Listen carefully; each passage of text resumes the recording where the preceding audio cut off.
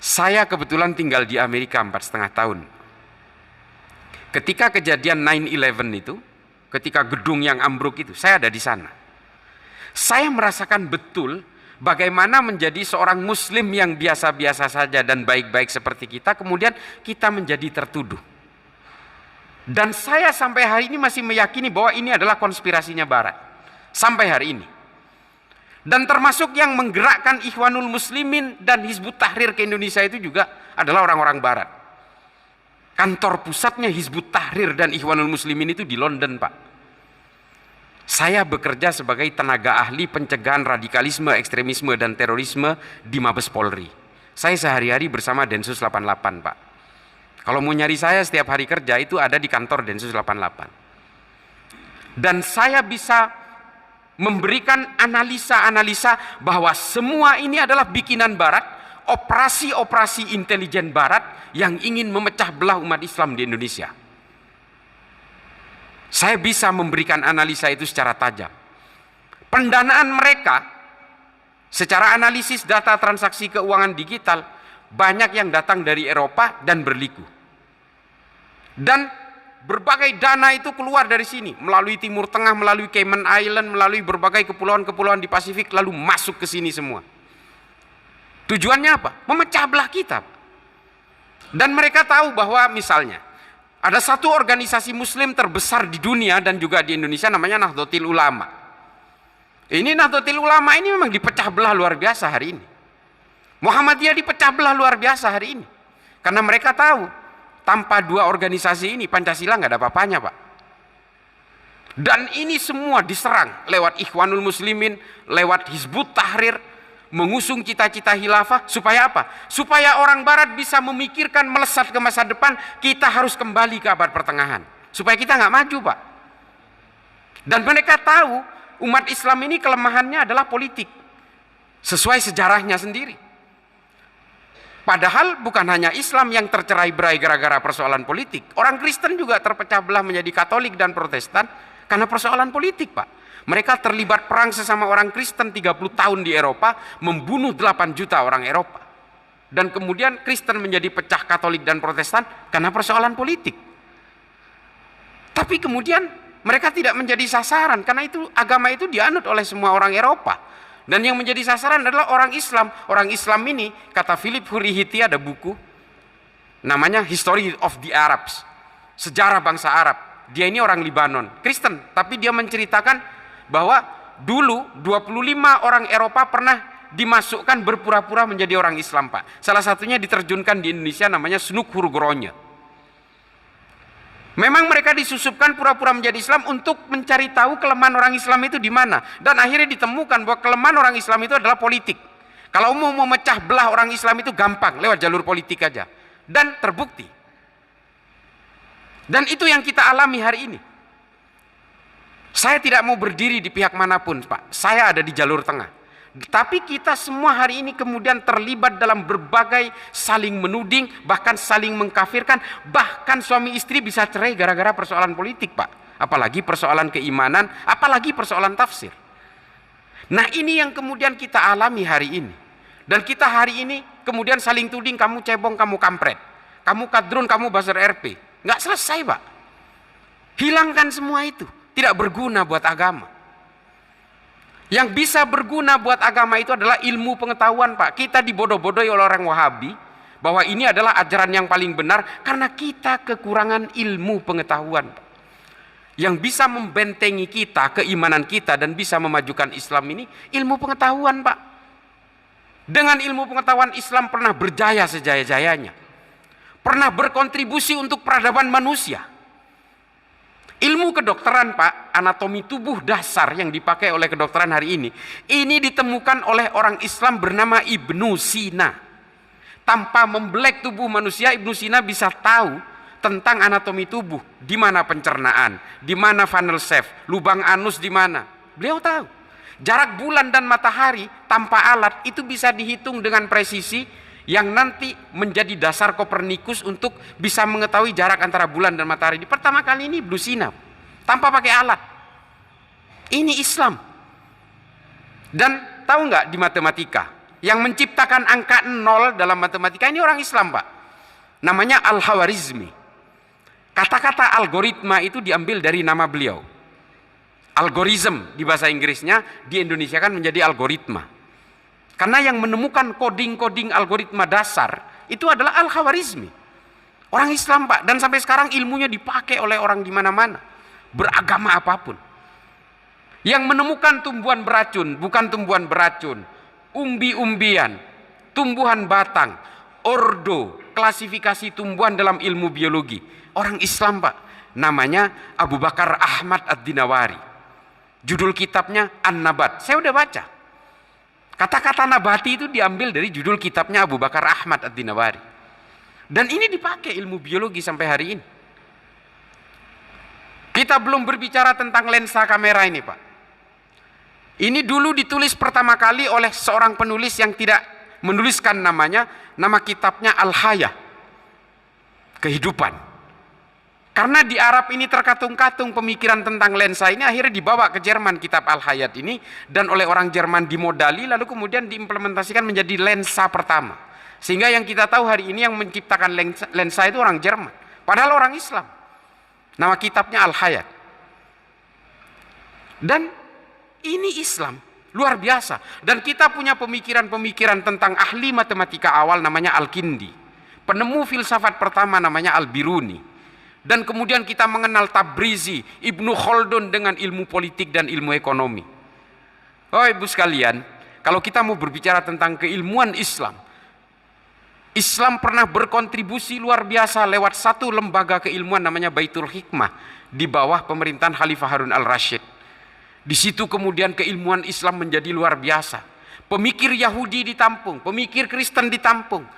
Kita tidak lagi saling benci karena beda iman, tapi yang penting ilmu pengetahuan dirumuskan di Baghdad.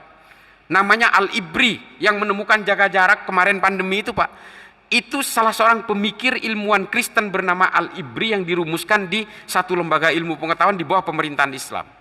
Melakukan rumusan prokes itu, protokol kesehatan itu, Al-Ibri dan Imam An-Nawawi. Luar biasa, Pak. Belum kita bicara tentang ilmuwan Yahudi bernama Ibnu Maimun. Kalau di dalam sekolah-sekolah itu namanya Maimonides. Beliau bersama Al-Khwarizmi merumuskan berbagai pemikiran-pemikiran tentang jarak lingkar bumi dan sebagainya. Luar biasa, Pak. Kita nggak saling benci ketika bertemu dengan ilmu pengetahuan, dan akhirnya ilmu pengetahuan Islam itu dipakai oleh orang seluruh dunia. Konsep bela negara yang digali dari konsep bela negaranya Nabi ditulis oleh Abu Bakar Ahmad Ad-Dinawari dalam kitab Al-Mujalasah wa Jahirul Ilmi. Luar biasa, Pak. Dan kemudian pemikiran ini dipakai oleh salah seorang filsuf Jerman namanya Jürgen Habermas dalam teori yang bernama Verfassungspatriotismus. Indah sekali, Pak. Islam betul-betul berjaya karena ilmu pengetahuan. Perdebatan antara Imam Ghazali dan Ibnu Rushd dalam Tahafud al-Falasifah dan Tahafud at-Tahafud mengilhami seorang filsuf dari Eropa bernama Thomas Aquinas untuk menulis buku Summa Theologica, dan dipakai oleh orang Katolik hari ini. Jadi jangan salah kalau kemudian orang Katolik juga wiritannya pakai rosario, Pak. Bakar dupa kalau malam-malam tertentu. Itu karena memang Thomas Aquinas merumuskan itu di dalam Summa Theologica. Karena apa? Perdebatan antara Imam Ghazali dan Ibnu Rushd dalam dua kitab ini memang membawa banyak hadis yang kemudian mengilhami berbagai akhlak-akhlak Nabi yang sangat karimah itu dituangkan dalam Summa Theologica. Nah ini indah, Pak.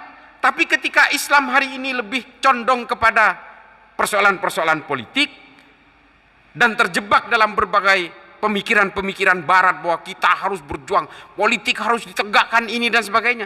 Yang dilahirkan siapa lagi? Kita tidak lagi melahirkan Ibnu Sina, Al-Kindi, Al-Biruni, Ibnu Khaldun, Tabrizi, Rumi, Ibnu Rushd. Kita tidak lagi melahirkan mereka-mereka ini. Kita tidak lagi melahirkan Al-Ibar, Al-Muqaddimah, Al-Mujalasah wa Jahirul Ilmi. Kita tidak lagi melahirkan kitab-kitab yang luar biasa itu. Yang kita lahirkan hari ini adalah Abu Bakar Al-Baghdadi, Osama bin Laden, Abu Bakar Naji, Abdullah Azzam. Ini yang kita lahirkan hari ini, yang lebih menekankan kepada penghalang pembunuhan terhadap orang yang dianggap berbeda. Dan ini juga yang kemudian dilakukan oleh kelompok Wahabi ketika di awal-awal mereka merumuskan Yaumit Ta'sis, hari kemerdekaan awal pada tahun 1727. Dan ini dipakai semua. Makanya paham-paham takfir hari ini harus kita tolak, Pak. Apa gunanya agama kalau kemudian kita justru dengan memeluk agama, kita justru saling membenci satu sama lain. Allah menurunkan agama Islam ini bukan untuk kita supaya saling benci. Enggak. Justru kita harus plong, Pak. Ini tujuan agama.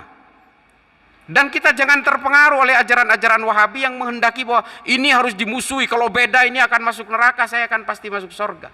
Gelisah, Pak, hidup kita kalau beragama dengan cara begitu. Mari siarkan Islam ini lewat ilmu pengetahuan, lewat akhlakul karimah, dan kemudian wujudkan Islam ini menjadi agama yang rahmatan lil alamin. Makanya Kanjeng Nabi ketika wafat itu, Pak, tidak menyebutkan nama suksesi satu orang pun. Ini banyak sekali yang mengutip ini. Nabi itu ketika wafat tidak pengganti saya ini nanti. Enggak ada, Pak. Ini sahih ini. Imam Bukhari, bahkan Imamul Hakim dalam Al-Mustadrak ala Sahihain mempertegas bahwa memang Nabi tidak mewariskan nama siapapun untuk menjadi penggantinya. Makanya Sa'ad bin Ubadah dan Sayyidina Umar kemudian mau berantem untuk berebut menjadi penggantinya Nabi karena Nabi tidak menyebut nama. Lalu kemudian Sayyidina Ali yang mengatakan, saya punya isyarah bahwa Nabi pernah sakit, Rasulullah pernah sakit, untuk menggantikan beliau di Masjid Nabawi menjadi imam adalah Abu Bakar. Maka isyarah itu yang dipakai untuk menunjuk Sayyidina Abu Bakar sebagai khalifah penerus Nabi. Artinya apa di sini? Islam memang tidak diwariskan untuk main politik-politikan, Pak. Islam ini diwariskan oleh Kanjeng Nabi untuk apa? Untuk menyempurnakan akhlak manusia. Dan untuk apa lagi? Untuk supaya Islam ini menjadi agama yang rahmatan lil alamin. Dan diterangkan dalam Al-Quran bahwa manusia ini sengaja saya buat berbeda-beda, bersuku-suku dan berbangsa-bangsa. Supaya apa? Supaya kalian ini ta'aruf, li ta'arufu.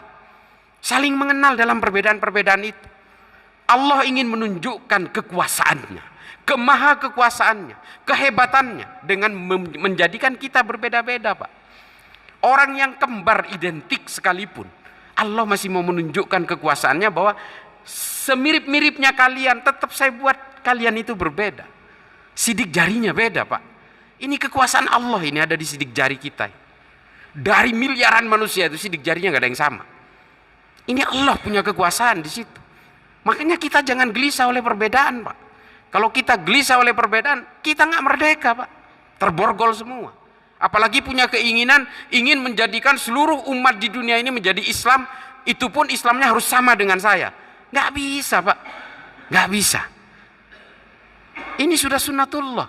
Makanya kemudian kita nggak boleh gelisah. Kenapa? Allah menekankan dalam Al-Quran, tidak boleh kalian itu menghina sesembahan orang lain. Karena nanti kalau kamu menghina sesembahan orang lain akan menghina Tuhanmu tanpa ilmu pengetahuan. Jelas kok. Mau diartikan apa lagi kayak gini? Nah, kemudian apa kita yang harus kita lakukan? Adalah mari kita bawakan Islam ini dengan keilmuan. Mari kita bawakan Islam ini dengan akhlakul karimah. Kita bawakan Islam ini, tunjukkan kepada siapapun bahwa Islam ini adalah agama yang rahmatan lil alamin. Supaya apa? Supaya orang yang belum mengenal Islam ini begitu tertarik kepada Islam dan kemudian masuk Islam karena ketertarikan terhadap akhlak, moral dan juga kepada Islam yang dianggap sebagai rahmatan lil alamin. Kalau hari ini Islam dibawakan dengan caci maki, kebencian, kekerasan, belum kiamat, Pak, belum kiamat, orang udah nggak tertarik, Pak, sama Islam. Kita hari ini kan bisa menghitung, oh orang Kristen masuk Islam, kita bisa ngitung karena ada prosesi baca syahadatnya. Orang yang meninggalkan Islam diam-diam kan kita nggak tahu, Pak. Nah, ini yang harus kita jaga. Mari kita Islam ini, bahwa Islam pernah berjaya dengan ilmu pengetahuan, kita bangkitkan lagi, Pak. Bukan politik yang menjayakan Islam, Pak. Untuk urusan politik kita dedel duel, Pak. Sejarah menunjukkan itu. Tapi apakah orang Islam tidak boleh berpolitik? Harus. Wajib. Kalau enggak nanti produk-produk politik itu keluar jalur dari Islam semua. Wajib, Pak. Kata Imam Ghazali dalam Ihya dikatakan Islam dan politik itu seperti saudara kembar. Harus, orang Islam harus berpolitik. Supaya apa? Produk-produk politik tidak keluar dari maqasidus syariah. Harus, Pak. Tapi, nah ini ada tapinya kata Ibnu Rus dalam Tahfud at-Tahafud. Jangan tunggangi Islam untuk kendaraan politikmu. Kalau kamu mencapai tangga kekuasaan menggunakan dalil-dalil agama, kelak kalau kamu berkuasa, kejahatanmu pun akan dibenarkan dengan dalil-dalil agama. Ini kata Ibnu Rushd. Nah, ini Pak, politik identitas, politik agama, boleh Pak, nggak bisa dihindari. Bapak orang Menteng Dalam nih, kalau mau nyalek, ya harus mewakili identitasnya orang Menteng Dalam Pak, nggak bisa dihindari. Yang nggak boleh itu politisasi identitas dan politisasi agama. Jangan kampanye di masjid. Kalau ada orang yang kampanye politik di masjid, bohong itu. Pembohong, pembual. Kata siapa? Umar bin Abdul Aziz. Dalam apa? Tarikhul Khulafa, halaman 191. Ini Umar bin Abdul Aziz, Khalifah Umar bin Abdul Aziz, cicitnya Sayyidina Umar bin Khattab.